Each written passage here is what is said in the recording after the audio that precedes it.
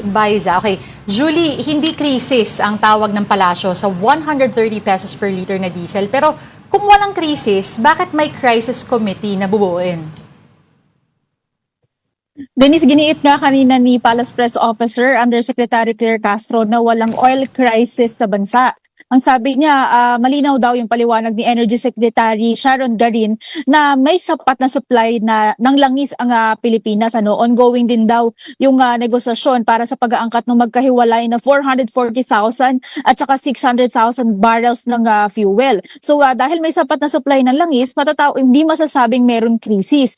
Pero ang nangyayari ngayon, maituturing daw na price disruption dahil nga tumataas yung presyo, Binuweltahan din ng Malacanang yung mga puna na parang dina-downplay ng pamahalaan yung sitwasyon. Ang sabi niya, nariyan naman daw yung DSWD, yung DA, at saka yung iba pang ahensya ng gobyerno na nabamahagi ng assistance at saka tulong para sa mga apektadong mamamayan at para matiyak nga yung tuloy-tuloy na tulong at hakbang ng gobyerno iniutos na rin daw ng Pangulo yung pagbuo ng crisis committee. Kaya lang sinasapinal pa ngayon yung document kung sino-sino ba yung bubuo dito sa crisis committee, kung anong mismo yung official na tawag dito kasi kanina sinabi nga niya na crisis committee.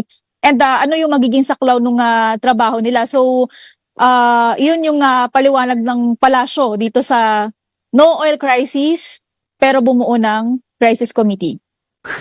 Okay, Parang sorry. ito yung bagong ICI Sorry, Julia. Ang ginamit kasi ni Yusek Claire kanina, price disruption. Walang oil. Katulad dun in-explain. Per context lang Yes. per context lang, si PBBM kasi una na niyan sinabi na may oil crisis. So, doon nagmula yung tanong kasi nasabi nga previously din ni Yusek Claire na walang oil crisis. So parang ipinapaliwanag sa kanya bakit ang Pangulo, ito na yung ginamit na term.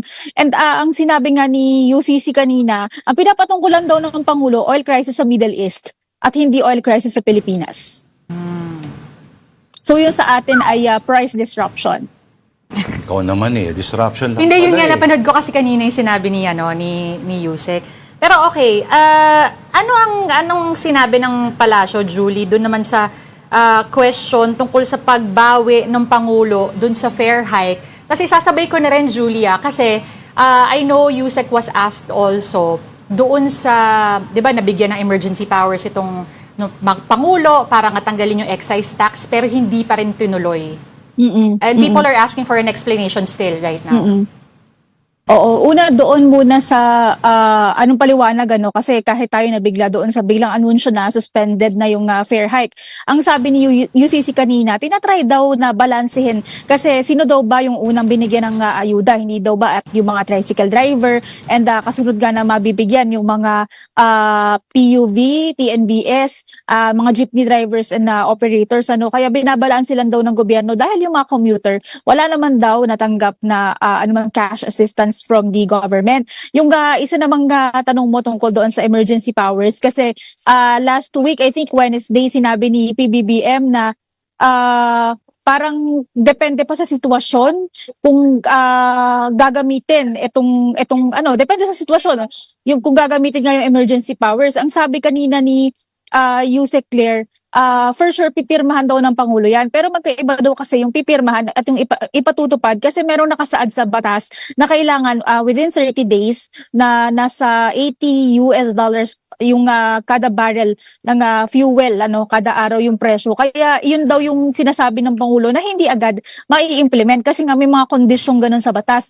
Pero ang assurance niya kanina kung lalagdaan daw yan ng Pangulo kasi siya nga daw yung humiling niyan, di ba? Sinertipikahan nga niya yung urgent. Wow, man. Hindi, kung makuha daw yung bill, nakanino ba yung bill? Wala pa daw yung bill, hindi pa siya hawak ng Pangulo. Sa ngayon last update kay Yusek Claire. Kailangan ba literal na hawak niya yung papel? Sakit Kasi sa ulo lagi na to. sinasabi, di ba, Oo. pag-aaralan, titingnan muna kapag nakuha. So since hindi pa nakukuha, hindi pa napapag-aralan. Ganda, tapos madaliin Pero okay, may sagot din ng palasyo tungkol doon sa puna ng mga tao na kung bakit sa mga ahensya doon ng gobyerno na very crucial, mga acting secretaries lamang ang ina-appoint at hindi magkaroon ng isang solid na desisyon. Actually, sagot niya yan kay Senator Amy. Kaya ang sabi nga ni Yusek Claire kanina, medyo harsh daw si Senator Amy. Bakit daw kay BBM lang harsh? Ang sabi niya, that's harsh.